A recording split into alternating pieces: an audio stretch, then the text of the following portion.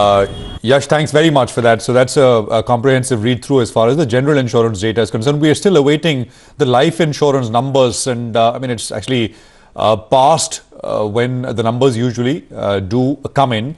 But so far we don't have them. Let's get some perspective from Shantanu Chakrabarti. He's head of BFSI Research and Senior Vice President at Edelweiss Financial Services, tracks the insurance space. Shantanu, thanks very much for your time. Good to have you here. So this is first your first thoughts on the general insurance data numbers, industry numbers that we have. What do you make of them? But beyond that, I want to talk about there are, because of this huge new wave of COVID cases, there is fears that claims are also going to surge once again. But first, quick thoughts on the data itself for the last month.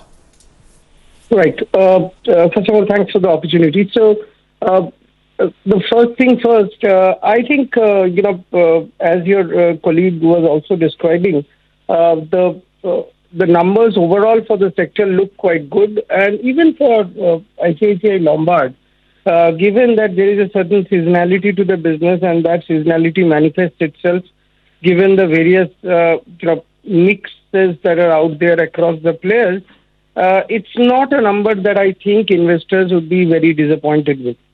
As far as segments within general insurance goes, health has clearly been the standout at an industry level, and a lot of that growth actually has gone to standalone health insurance players. As you'd be aware that there are discussions around some of these companies going public, etc. So of course, the focus of the market as well as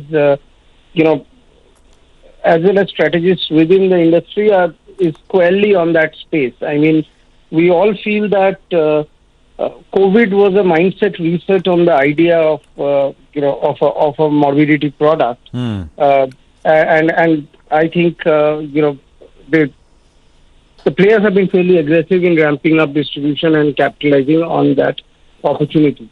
So far so good. If auto cycle remains supportive, I think this growth at an aggregate level for the sector perhaps goes to an even higher,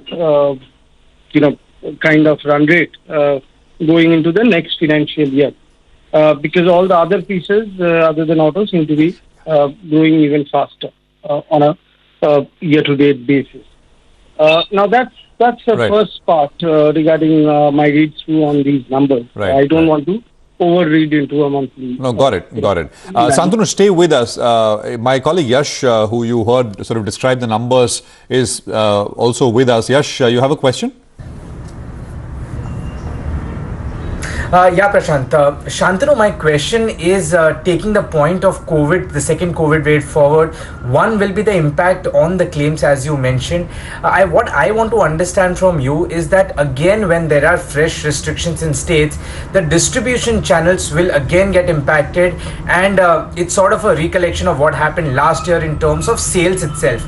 What kind of impact do you see coming on the sales and the premium collection because of the impact on the distribution channels? Right. So I'll combine the second question earlier and this question into one impact of the fresh restriction. So let me address the revenue part of the question first, because that's less complicated. You are right that definitely non-digital distribution channels will partially get hobbled, if a lockdown in a soft form or in a sporadic manner. And of course, the further this extends, the deeper that impact goes.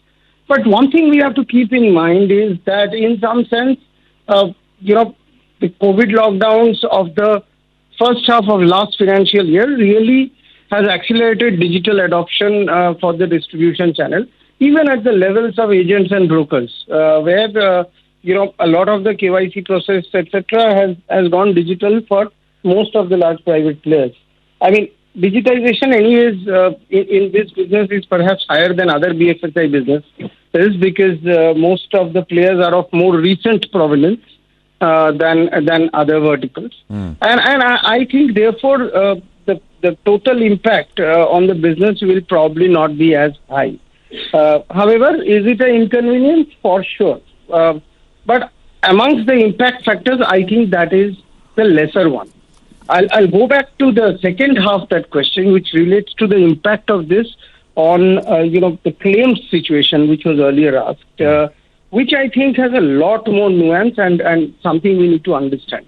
Now, if we look back at the experience that the industry had in the last financial year, you'll realize that while COVID claims ballooned in that period, understandably, what also happened is that a lot of discretionary medical expenses, which would have been otherwise coming in as claims, had actually taken a back seat because people, and especially people over a certain age group, were a little more reticent about going for a discretionary treatment.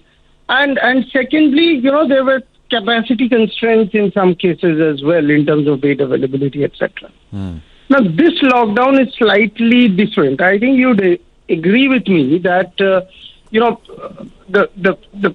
fear factor / reticence of individual citizens to go in for a non-COVID procedure is definitely lower than what it was in April, May last year. It is nearly not as total.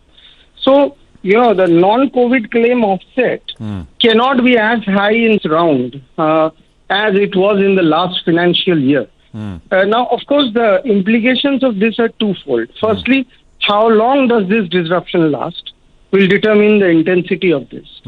But much more importantly, I think it also means something for price action as far as premium is concerned for the industry. I think if it extends for a period of time, you'll see premiums hardening across the board so that loss ratios normalize.